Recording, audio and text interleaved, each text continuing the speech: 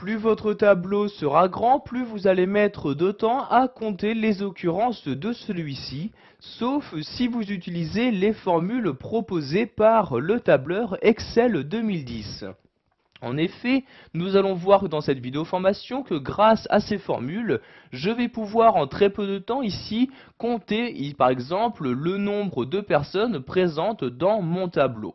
Donc tout d'abord, je dois choisir dans quelle cellule je souhaite mettre ma formule. Je vais par exemple prendre ici cette cellule-ci. Je clique donc dessus pour la sélectionner.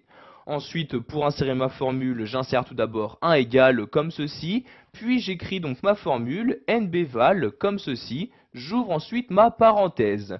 Je vais ensuite sélectionner les différentes lignes de mon tableau. Donc je vais par exemple prendre ici la colonne des prénoms, je sélectionne le premier prénom, et tout en maintenant le clic de ma souris, je descends jusqu'à sélectionner ici le dernier prénom de mon tableau.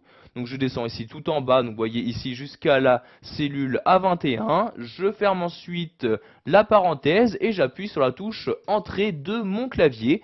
Et comme vous pouvez le voir, donc comme résultat j'ai 20, ce qui veut dire qu'il y a 20 personnes présentes dans mon tableau. Donc vous pouvez effectuer cette même manipulation mais en ajoutant une condition.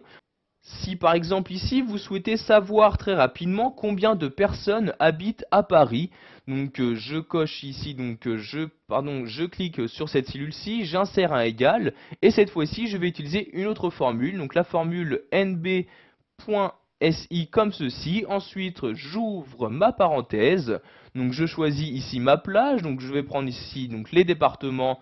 Donc je sélectionne toutes les cellules départements comme ceci, donc vous voyez de F2 jusqu'à F21, j'insère un point virgule et ensuite je vais insérer le critère.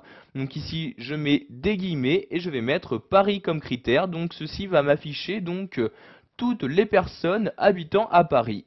Donc je ferme les guillemets, je ferme la parenthèse et j'appuie sur la touche Entrée de mon clavier. Et voyez, donc j'ai pu savoir également en très peu de temps qu'il y a ici dans mon tableau 6 personnes habitant à Paris.